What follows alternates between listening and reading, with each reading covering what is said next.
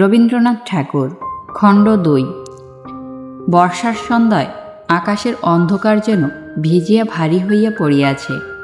বর্ণহীন বৈচিত্র্যহীন মেঘের নিঃশব্দ শাসনের নিচে কলিকাতা শহর একটা প্রকাণ্ড নিরানন্দ কুকুরের মতো লেজের মধ্যে মুখ গুজিয়ে কুণ্ডলি পাকাইয়া চুপ করিয়া পড়িয়া আছে।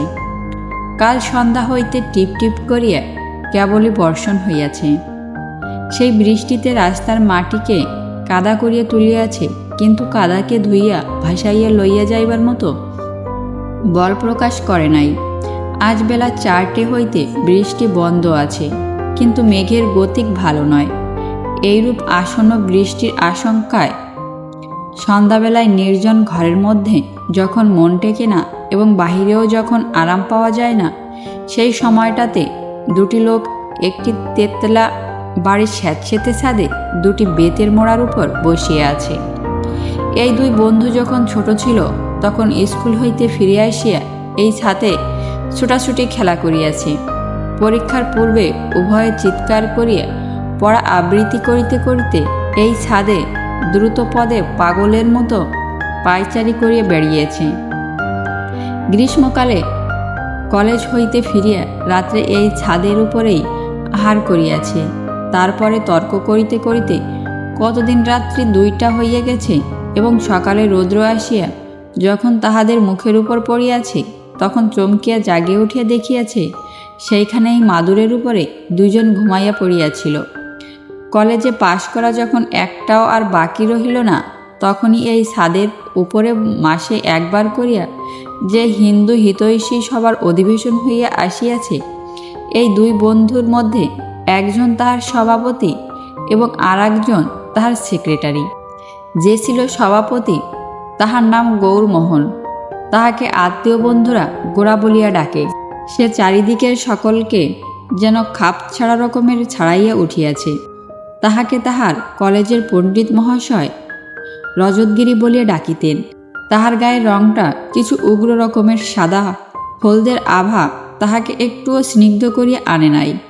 মাথায় সে প্রায় 6 ফুট লম্বা, হাড় চওড়া, 2 হাতের মুঠা যেন বাঘের থাবার মতন বড়।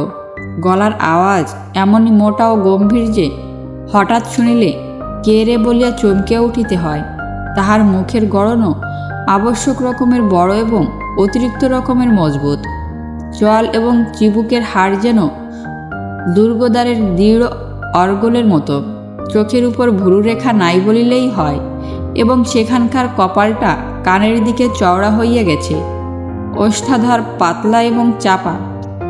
তাহার উপরে নাকটা খাড়ার মতো ঝুঁকে আছে। 2 চোখ ছোট কিন্তু তীক্ষ্ণ। তাহার দৃষ্টি যেন তীরের ফলাটার মতো অতি দূর অদৃশ্যের দিকে লক্ষ্য ঠিক করিয়া আছে, অথচ এক মুহূর্তের মধ্যেই ফিরিয়া আসিয়া কাছের জিনিসকেও বিদ্যুতের মতন আঘাত করিতে পারে। গৌরকে দেখিতে ঠিক সুশ্রী বলা যায় না, কিন্তু তাহাকে না দেখিয়া থাকিবার জো নাই। সে সকলের মধ্যে চোখে পড়িবেই। আর তাহার বন্ধু বিনয় সাধারণ বাঙালি শিক্ষিত ভদ্রলোকের মতো নয়, অথচ উজ্জ্বল স্বভাবের সৌকুমার্য ও বুদ্ধির প্রখরতা মিলিয়া তাহার মুখশ্রীতে একটি বিশিষ্টতা দিয়েছে। কলেজে সে বরাবরই উচ্চ নম্বরও বৃত্তি পাইয়া আসিয়াছে। গোরা কোনো মতেই তাহার সঙ্গে সমান চলিতে পারিত না। পাঠ্য বিষয়ে গোরার তেমন আসক্তি ছিল না। বিনয়ের মতো সে দ্রুত বুঝিতে এবং মনে রাখিতে পারিত না। বিনয়ী তাহার বাহন হইয়া কলেজের পরীক্ষা কয়টার ভিতর দিয়েই নিজের পশ্চাতে তাহাকে টানিয়া পার করিয়া নিয়াছে। গোরা বলিতেছে, শোনো বলি, অবিনাশ যে ব্রাহ্মণদের নিন্দে করেছিল, তাতে এই বোঝা যায় যে লোকটা বেশ সুস্থ স্বাভাবিক অবস্থায় আছে। এতে তুমি হঠাৎ অমন খাপা হয়ে উঠলে কেন? বিনয়, কি আশ্চর্য! এই সম্বন্ধে যে কোনো প্রশ্ন চলতে পারে, তাও আমি মনে করতে পারতুম না। গোরা, তা যদি হয় তবে তোমার মনে দোষ ঘটেছে। একদল লোক সমাজের বাঁধন ছিঁড়ে সব বিষয় উল্টো রকম করে চলবে, আর সমাজের লোক অবিচলিতভাবে তাদের সুবিচার করবে। এ স্বভাবের নিয়ম নয়। সমাজের লোকে তাদের ভুল বুঝবেই। তারা সোজাভাবে যেটা করবে এদের চোখে সেটা বাঁকাভাবে পড়বেই। তাদের ভালো এদের কাছে মন্দ হয়ে দাঁড়াবেই। এটাই হওয়া উচিত। ইচ্ছে মতো সমাজ ভেঙে বেরিয়ে যাওয়ার যতগুলো শাস্তি আছে, এও তার মধ্যে একটা। বিনয়, যেটা স্বাভাবিক সেটা যে ভালো তা আমি বলতে পারিনি। ঘোড়া একটু উষ্ণ হইয়া উঠিয়া কহিল, আমার ভালো কাজ নেই। পৃথিবীতে ভালো 2-4 জন যদি থাকে তো থাক, কিন্তু বাকি সবাই যেন স্বাভাবিক নয়, নইলে কাজেও চলে না, প্রাণও বাঁচে না। ব্রাহ্ম হয়ে বাহাদুরির করবার শখ যাদের আছে, অব্রাহ্মণরা তাদের সব কাজেই ভুল বুঝে নিন্দে করবে। এটুকু দুঃখ তাদের সহ্য করতেই হবে। তারাও বুক ফুলিয়ে বেড়াবে, আর তাদের বিরুদ্ধে পক্ষ তাদের পিছন পিছন বাহবা দিয়ে চলবে। জগতে এটা ঘটে না, ঘটলেও জগতের সুবিধে হতো না। বিনয়, আমি দলের নিন্দের কথা বলি নে, ব্যক্তিগত। গোরা দলের নিন্দে আবার নিন্দে কিসের? সে তো মতামত বিচার, ব্যক্তিগত নিন্দেই তো চাই। আচ্ছা সাধু পুরুষ, তুমি নিন্দে করতে না? বিনয়, করতুম, খুবই করতুম, কিন্তু সেজন্যে আমি লজ্জিত আছি।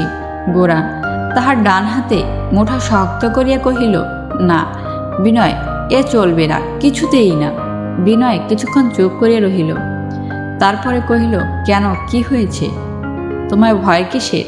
গোরা, আমি স্পষ্ট দেখতে পাচ্ছি তুমি নিজেকে দুর্বল করে ফেলছ। বিনয় ঈষৎ একটুখানি উত্তেজিত হইয়া কহিল, দুর্বল? তুমি জানো আমি ইচ্ছে করলে এখনই তাদের বাড়ি যেতে পারি। তারা আমাকে নিমন্ত্রণ করেছিলেন, কিন্তু আমি যাইনি। গোরা, কিন্তু এই যে যাওনি, সেই কথাটা কিছুতেই ভুলতে পারছো না। দিনরাত্রি কেবল ভাবছ যাইনি যাইনি, আমি তাদের বাড়ি যাইনি। এর চেয়ে যে যাওয়াই ভালো। বিনয়, তবে কি যেতেই বলো? গোরা নিজের জানু চাপড়াইয়া কহিল, না, আমি যেতে বলিনি। আমি তোমাকে লিখে পড়ে দিচ্ছি, যেদিন তুমি যাবে সেদিন একেবারে পুরোপুরি যাবে।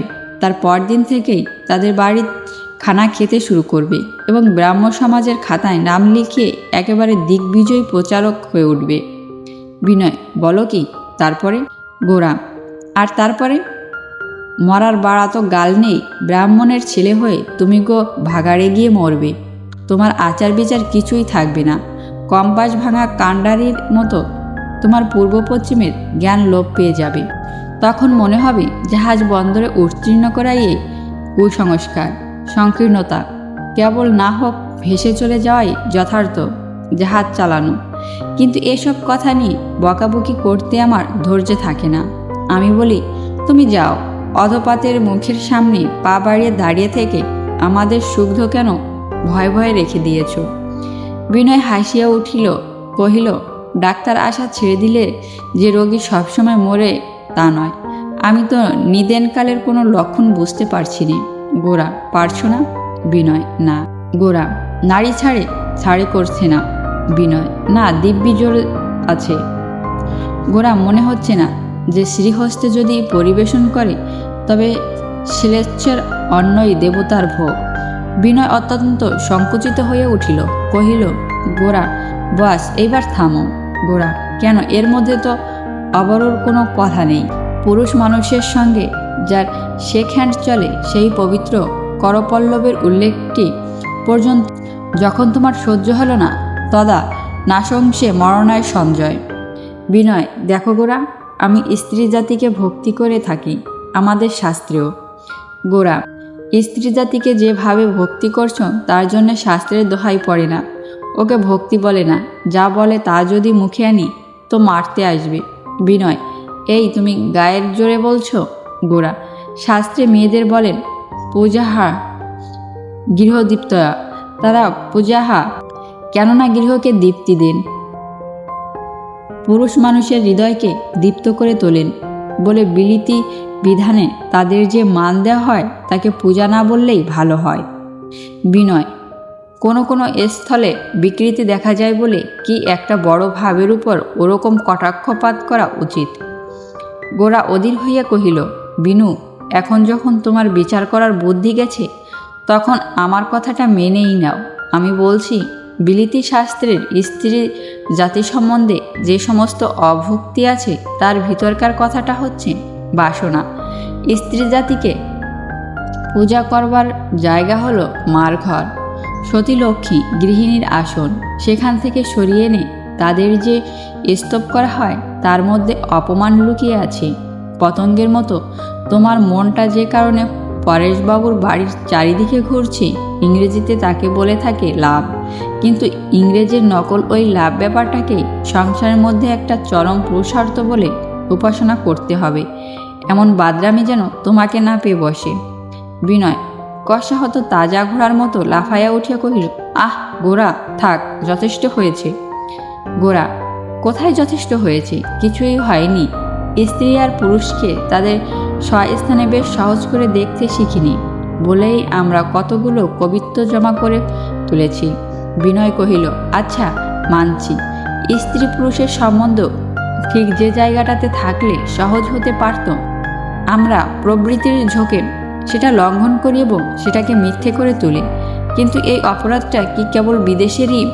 এই সম্বন্ধে ইংরেজের কবিত্ব যদি মিথ্যে হয়, তো আমার ওই যে কামিনী কাঞ্চন ত্যাগ নিয়ে সর্বদা বাড়াবাড়ি করে থাকি, সেটাও তো মিথ্যে। মানুষের প্রকৃতি যা নিয়ে সহজে আত্মবিস্তৃত হয়ে পড়ে, তার হাত থেকে মানুষকে বাঁচবার জন্যে কেউ বা প্রেমের সৌন্দর্য অংশকেই কবিত্বের দ্বারা উজ্জ্বল করে তুলে তার মন্দটাকে লজ্জা দেয়, আর কেউ বা ওর মন্দটাকেই বড় করে তুলে কামিনী কাঞ্চন ত্যাগের বিধান দিয়ে থাকে। ও দুটো কেবল দুই ভিন্ন প্রকৃতির লোকের ভিন্ন রকম প্রণালী। একটাকেই যদি নিন্দে করো, তবে অন্যটাকেও রেয়াত করলে চলবে না। গোরা, না, আমি তোমাকে ভুল বুঝেছিলাম। তোমার অবস্থা তেমন খারাপ হয়নি। এখনও যখন ফিলজফি তোমার মাথায় খেলছে, তখন নির্ভয়ে তুমি লাভ করতে পারো, কিন্তু সময় থাকতে নিজেকে সামলে নিও। হিতৈষী বন্ধুদের এই অনুরোধ। বিনয় ব্যস্ত হইয়া কহিল, আহ, তুমি কি পাগল হয়েছ? আমার আবার লাভ?